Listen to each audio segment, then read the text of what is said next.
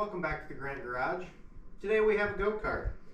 It's more of a child size. I do fit in it, just barely. I'll do it anyways because it's funny to look at. Did a basic look over. I know it's been sitting for a couple of years. I was told it was sitting because the throttle cable broke. And it did. It's not on here. Doing my initial inspection. This is the carburetor. So, I do have the float bowl. That was there. Everything in it is seized, rotten, barely moves, if at all. This is just missing. And technically, yeah, I always say anything can be fixed if you have the money. But this one, it's a Predator engine. So this is Chinese crap. This is also Chinese crap. And it was like $7. So it's not worth fixing that one. Because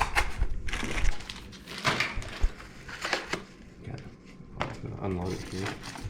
Yeah, it's like $7, and it's gas line, and choke lever, and some gaskets, and the carburetor itself. So the fact that I can get all that for that, this is not worth my time. It's garbage. So we're gonna get that on. I also have a throttle cable already.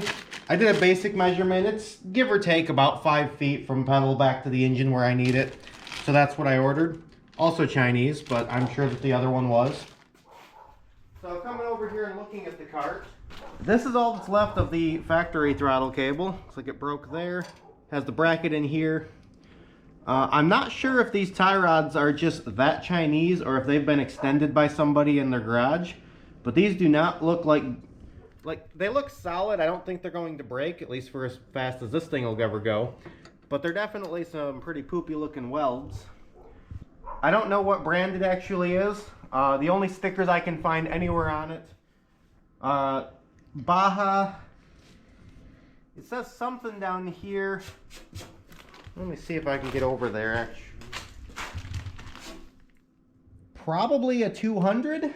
Which would make sense, because the engine on it's one of those, you know, the Honda clone types. This one's a Predator, but that's not the original. But if anybody knows what brand that is, by all means, leave me a comment and let me know. The seat seems to be fairly intact. It's ugly. It's got a couple things ripping, but it should hold up just fine. You know, it's a go-kart. It's made to be beat on. The tires are worn, but up. This back one is... it's a little low. I wouldn't even call it flat yet. Also, the gas tank is just sitting here. So, got to secure that down too.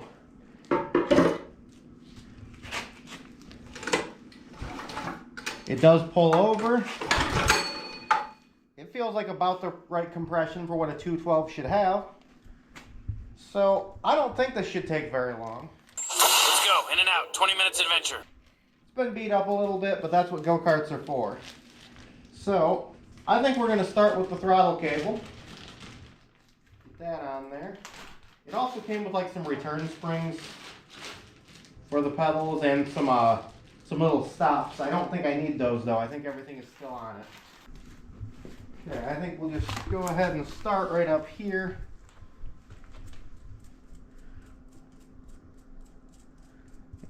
Two nuts on that.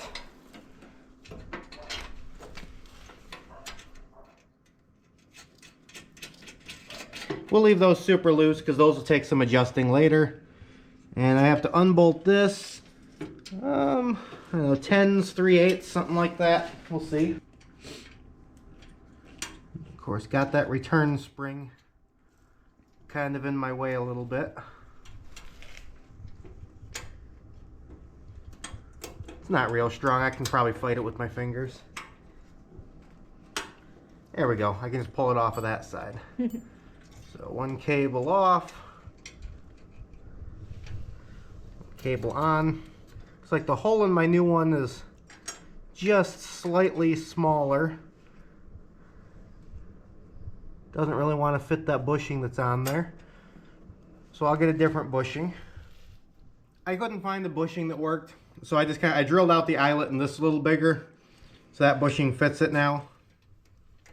Throw that back on the bolt. See if I can remember how this spring went. I think it went like, yeah, it went over the bolt on there. And then this part here hooked up and around.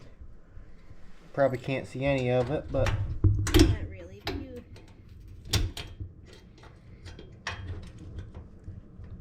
kind of can see it.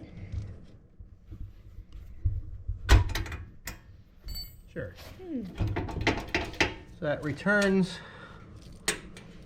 And just get washer and nut back on there. Okay, so onto the carburetor here. Kind of pulling that gasket. Pulling a couple of these things out of the way. I don't know what state any of it's in, so I figured I should at least give it a little look. These are completely stripped right about where the nuts go, so that's something I'm definitely going to have to address.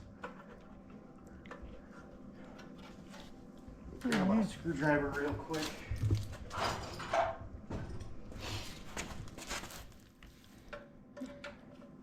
I don't know how well the gasket behind this is doing,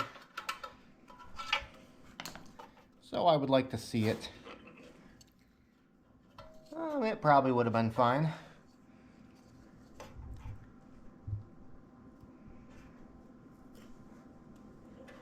So I'm making a lot more work for myself by peeling this gasket.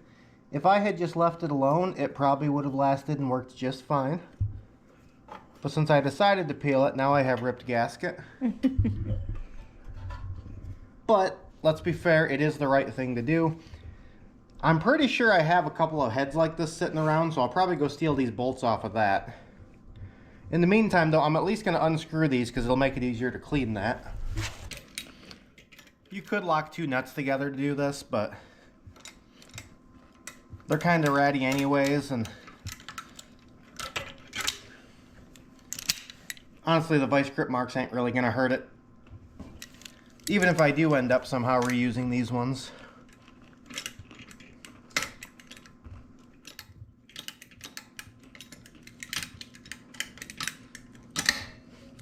Honestly, the double nut may have been quicker.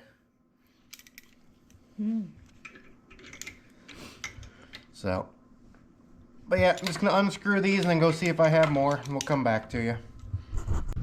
Alright, so I went to my extra cylinder head, and I was going to steal these studs out of it.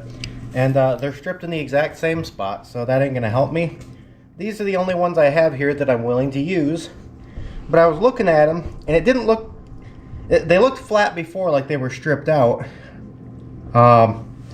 But upon further examination, and out of sheer desperation, my examination revealed that I don't think it was just the threads off of these that were completely gone. These were a little damaged, and I think there was some of the threads from the nuts that used to be on them too. So I got got out my tap and die set for that size, and I just kind of went and chased the threads. I already did the other side, and I can't say that they're perfect. They're shiny, if nothing else. They're not perfect, but they're a lot better. They look like threads. And I think as long as I don't crank down on it, I think those will hold just fine. So now I don't have to get those, so that's cool. Perfect. So we're going to put those back in. Just going to tighten them with the vice grips again. That's how I took them out. Might as well be the way I put them back in. The threads are in better shape. I'm not going to pretend they're in good shape, though. For the record, the right way is the double nut. You can even buy tool kits that are that, but that seems silly to me. Because it's literally just two nuts that lock together.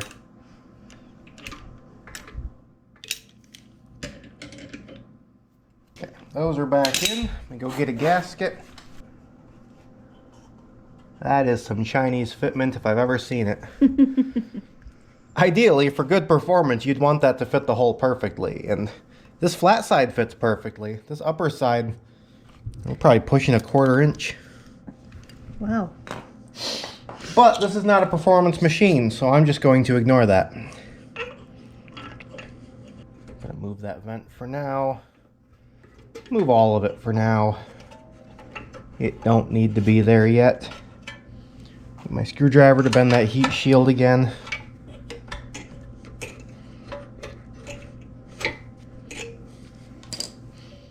Okay, now another gasket. Now I believe it'd be this guy.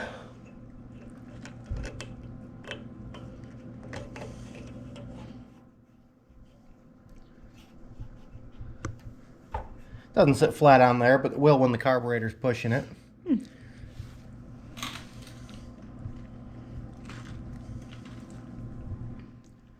Now we're going to pause from carburetor and deal with the gas tank. I believe this hose they gave me was for a new fuel line. And I was super smart about it, and I just threw both clamps on the floor.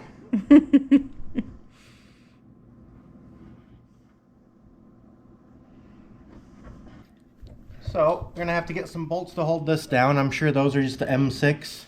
And there's a screw, well, bolt/screw that goes in there that way. All of that can be done once this is already in there.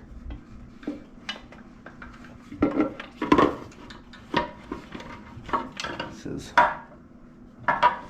yet another thing where I'm going to get all up in your way. But I'm feeding the gas line through right now. Is my main purpose here.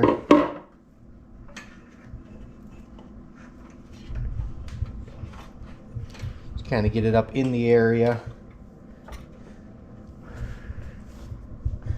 Alrighty. That's now hitting the spark plug wire.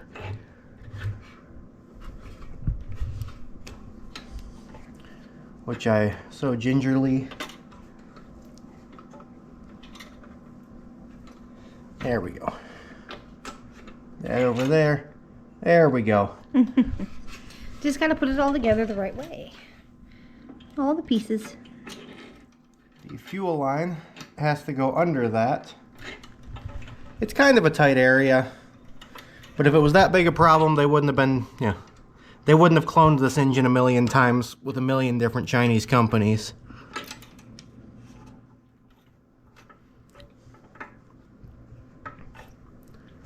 It looks like my throttle linkage fell again.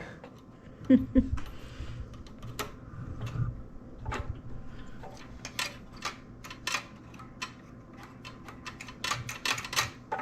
that won't always return right away. It's kind of it's waiting on some other stuff.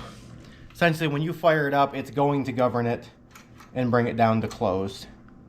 That spring got a little bit twisted. I had to fix it. When my linkage fell off, I put it back on in a twisty fashion. So carb's on, throttle kind of moves that. It's capable of that, nothing binds up with it. So it's ready for the next piece, which also has a gasket. Okay, I put my choke lever on before I forget. Nothing actually really holds it. The air cleaner assembly will eventually. So it's got a little pin here, it's got to go into the choke, and then that hole goes onto here.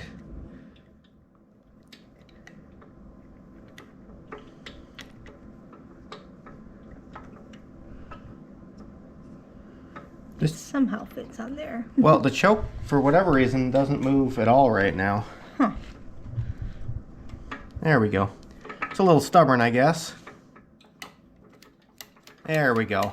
Ah, okay. Yeah. So there's that. You can kind of see the slot in here if you weren't sure where that hole went for the gasket. Nothing here. Now you end up having to do this a little bit blind. I like to have the choke kind of closed and these out a little bit. You know what? I'm wrong. I can't do that yet. Oh? Because once I put that on, I can't get to the throttle cable area. So we're back to throttle cable now. So. Oh, right. Yeah. I'm sitting here, I'm like, well, we already did the throttle cable. Yeah, no, that makes sense that we have to do the rest of it. You kind of feed it through however it makes sense to you. We'll come back with zip ties in a little while. And also, that doesn't reach. Oh, no. It's gonna reach. do this, clamp that in the bracket somehow with the screwdriver that I don't have sitting here.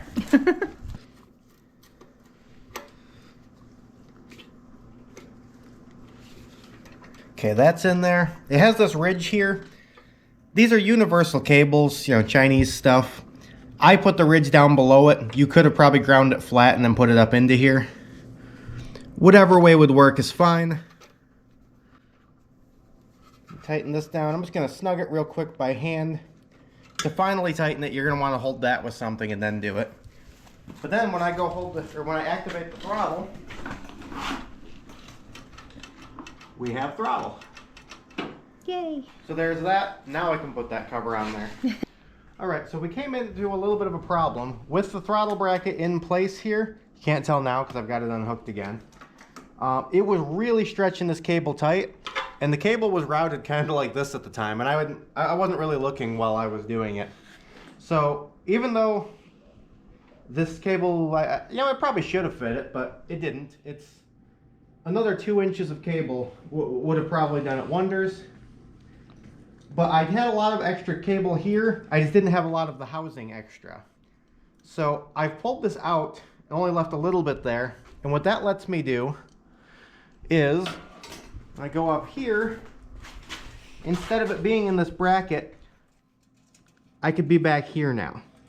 The right thing to do in this situation would of course be buy the right throttle cable, but I'm not doing that. I already bought this one.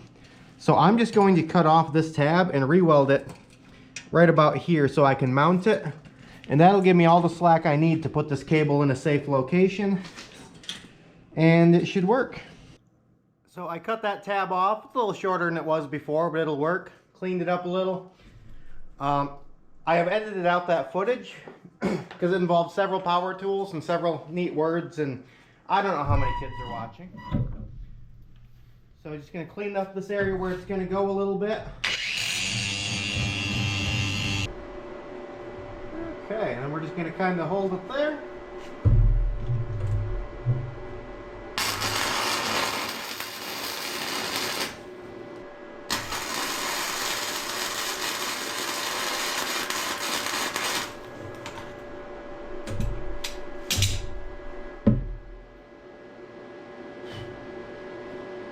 Okay, double check that my cable will work there. We'll weld her up a little better. It's still kind of leaning.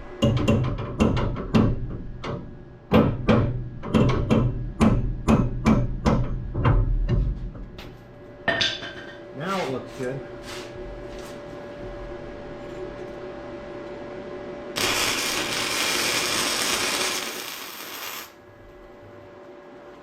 I have no idea how thick this frame is, so I'm hoping my amps are right.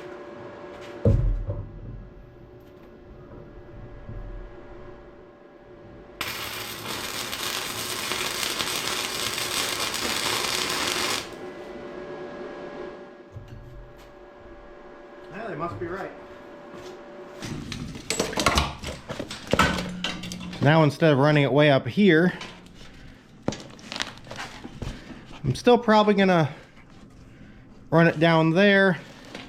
I like the idea of running it up alongside the seat. I think it'll catch less stuff as long as it's on this side and down low, so that pad will still protect it.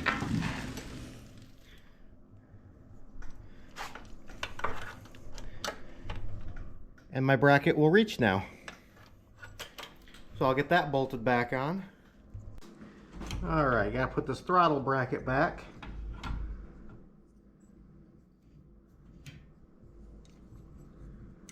So it goes like that. Did take this spring off, so get that back on it.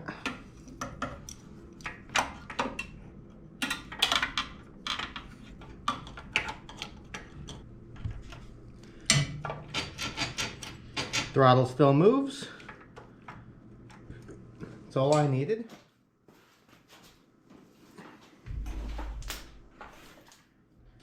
Now I can put this air cleaner piece back on, and I just tripped on it a few minutes ago.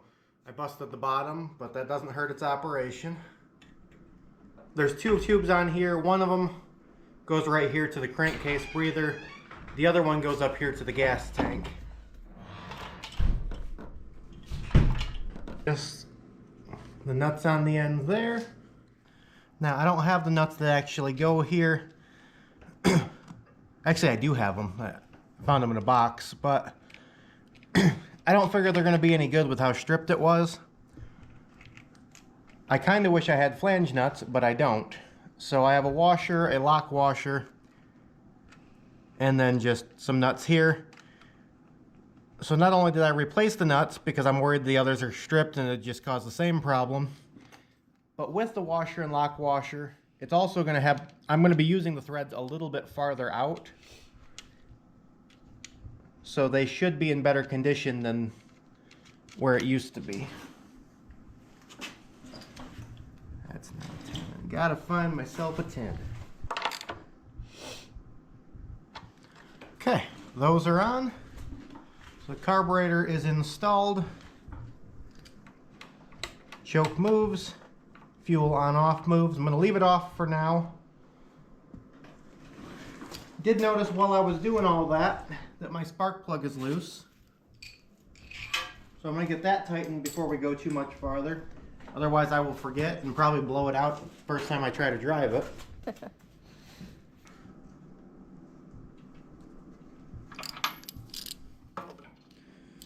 There, nicely over tight.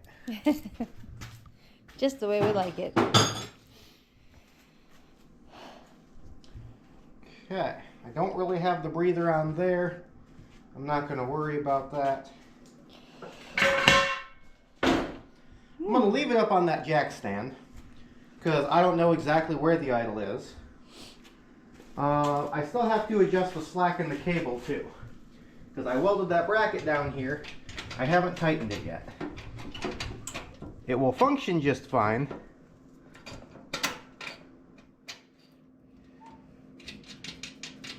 You do want a little bit of free play in the cable.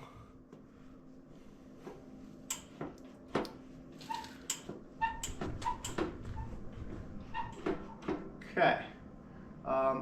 See that lever that's moving there? Mm-hmm. Try to push that backwards a little bit more. Just gentle pressure. It does go. Release a little. Oh, a little? Okay, so.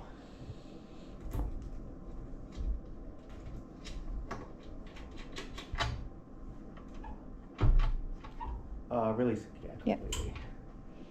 Yep. How about now? Tiny bit still. Tiny bit still. Release. Yep.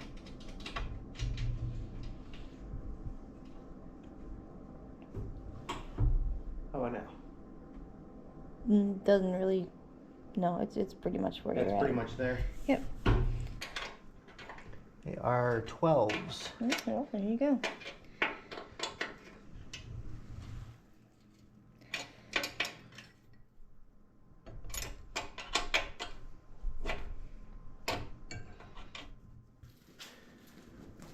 So the next thing I'm going to check, I guess I should set it down for, is the oil. Because we're nearing the point where we're going to start this thing, and I would like it to not explode.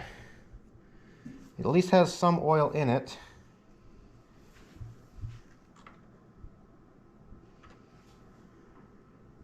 It's a tiny touch low, but there's plenty in it for what we're doing. I'll put more in it before I actually drive it. It's dark right now, so all I can do is test start. So let's get some gas in it. Let's get some gas in it. Plenty for what we're doing. Take a quick look underneath the tank and make sure it's not spitting it out somewhere. It was just a little hazy near the connection.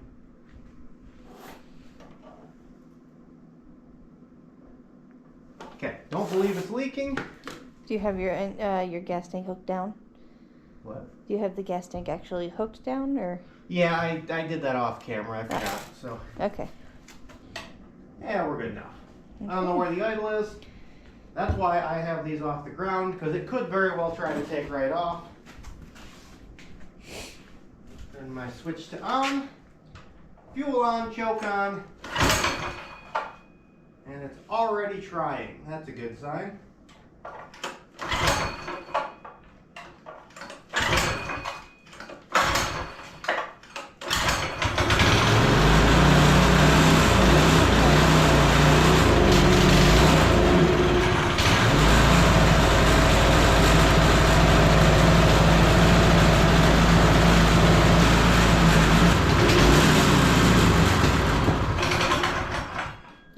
My goodness. Well, it doesn't run perfectly. We'll get to that. But you did see the perfect reason why we have these in the air. All right, so something is up with the governor on it. If I hold the governor down, I can get it down to idle down there. Sounds like the clutch is a little bit noisy. I'm not 100% sure what's up with that yet, but once again, we'll get to that. My first biggest concern is going to be why the governor is upset. Alrighty, so I had to pull that piece back off to get access to it, and basically right here there is a return spring. It stretches, it returns, and that was just really stretched out already. Looks like it had been yanked in the past. So now it actually returns. That should bring it down to idle pretty nicely. So put it back together and we'll retest. So it springs there. You can see how confident I've gotten. I even put the air cleaner back on. Where's that warranty sticker? We're well past that point. Yeah, nobody needs that. Let's see here. Fuel on. It's probably warm already.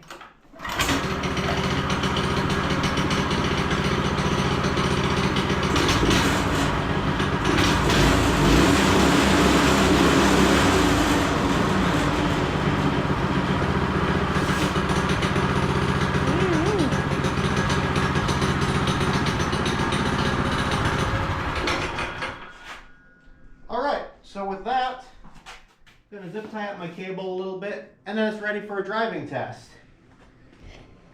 But it's dark outside. Yeah, we're not going to do that. We'll wait for Dave for that. So we'll see you tomorrow. See you tomorrow. All right, it's been a couple of days. I kind of got distracted, but it's daylight now. So, as most of these go, typically you have to choke them.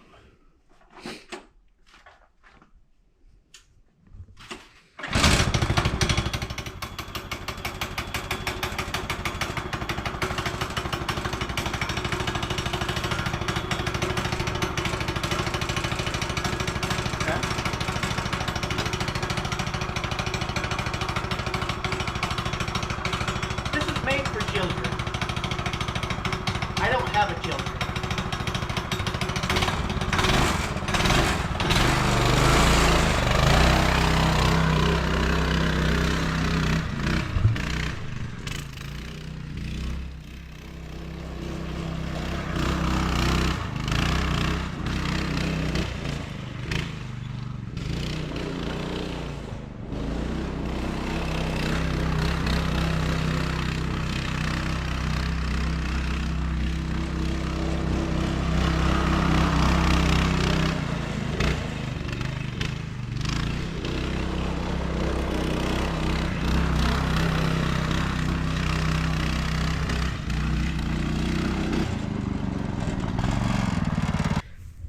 Well, it runs pretty good, so that's all I'm doing with it. Obviously, I didn't buy this for me.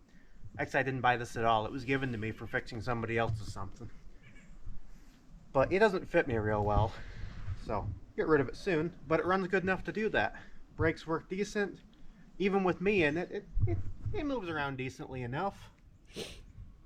So I think we're going to call it right there. So, once again, thanks for watching the Grant Garage. Leave a comment if you'd like to, and subscribe to my channel to see more.